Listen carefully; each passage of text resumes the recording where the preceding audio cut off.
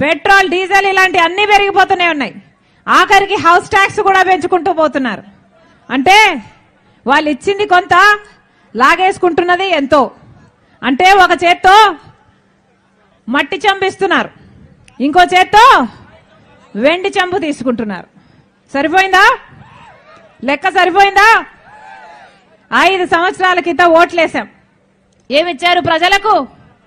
నెత్తి మీద టోపీ పెట్టారు. పెట్టలేదా? ఏం చెప్పాడు జగన్మోహన్ రెడ్డి గారు? ప్రత్యేక హోదా తీసుకొస్తానని చెప్పలేదా? ప్రత్యేక హోదా అంటే ఏమిటి? ఒక్కొక్క నియోజకవర్గానికి 100 పరిశ్రమలు వస్తాయి. ప్రత్యేక హోదా వస్తే ఒక్కొక్క నియోజకవర్గంలో 100 కొత్త పెద్ద పరిశ్రమలు వస్తే ఎంత అభివృద్ధి జరుగుతుంది, ఎన్ని ఉద్యోగాలు వస్తాయి మన బిడ్డలకు. ఇప్పుడు ప్రత్యేక హోదా ఊసేలేదు.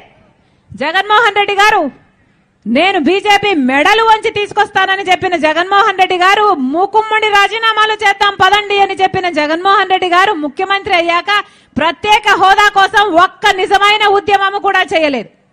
అదే బీజేపీ పార్టీతో, ఏ బీజేపీ పార్టీతో అయితే చంద్రబాబు గారు కుమ్మక్కయ్యారో అదే బీజేపీ పార్టీతో జగన్మోహన్ రెడ్డి గారు కూడా కుమ్మక్కయ్యారు. చంద్రబాబు గారిది బహిరంగ పొత్తు అయితే జగన్మోహన్ రెడ్డి గారికి రహస్య పొత్తు. చంద్రబాబు గారికి మోడీతో ఉన్నది పొత్తు అయితే జగన్మోహన్ రెడ్డి గారు మోడీకి తొత్తు.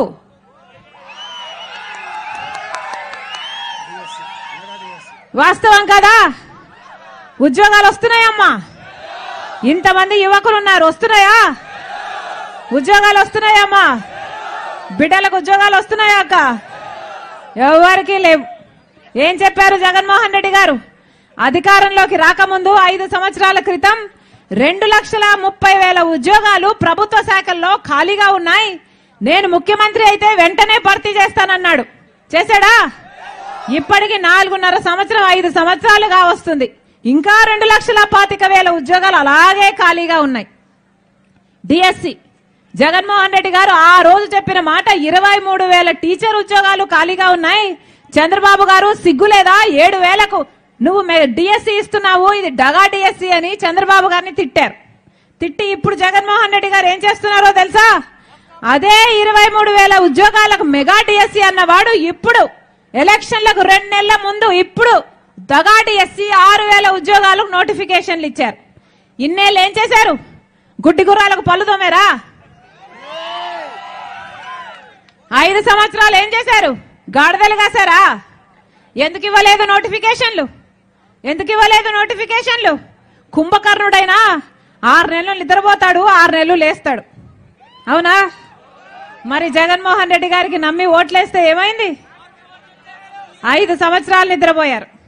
ఇప్పుడు ఎలక్షన్లకు 2 నెలలు ఉండగా మెలుకున్నారు. మేలుకొని దబా దబా డిఎస్సి ఇచ్చారు. ఇప్పుడు నోటిఫికేషన్లు ఇస్తే ఆ పరీక్షలు ఎప్పుడు కావాలి? మన బిడ్డలకు ఉద్యోగాలు ఎప్పుడు రావాలి? ఇదేమన్నా అయ్యేదా? చచ్చేదా? వస్తాయా ఉద్యోగాలు? ఇది జగన్మోహన్ రెడ్డి గారు చెప్పిన మాట ఏమిటి? పూర్తి మద్యపాన నిషేధం అని చెప్పారు. అయిందా మద్యపాన నిషేధం? మద్యపాన నిషేధం కాదు కదా, ఆఖరికి జగన్మోహన్ రెడ్డి గారు మీ ఎమ్మెల్యే గారే స్వయంగా మందు అమ్ముతున్నారు. ఇదేనా రాజశేఖర్ రెడ్డి గారి ఆశయాలను నిలబెట్టడం అంటే? ఎలా ఉంది వ్యవసాయం? ఎలా ఉందన్నా? రైతులు ఎలా ఉన్నారు? మద్దతు ధర ఉందా? ఈరోజు మన రాష్ట్రంలో అప్పు లేని రైతు ఎవరైనా ఉన్నాడా? ఒక్కసారి అప్పు లేకపోతే చేయెత్తండి అన్న, అప్పు లేకపోతే చేయెత్తండి. మద్దతు ధర అయినా ఉందా? కనీసం డ్రిప్ మీద సబ్సిడీ ఉందా? పంట నష్టపోతే పంట నష్టపరిహారం ఉందా? రాజశేఖర్ రెడ్డి గారి హయాంలో రైతు రాజు, వ్యవసాయం పండుగ నెత్తిన పెట్టుకున్నాడు రైతును రాజశేఖర్ రెడ్డి గారు.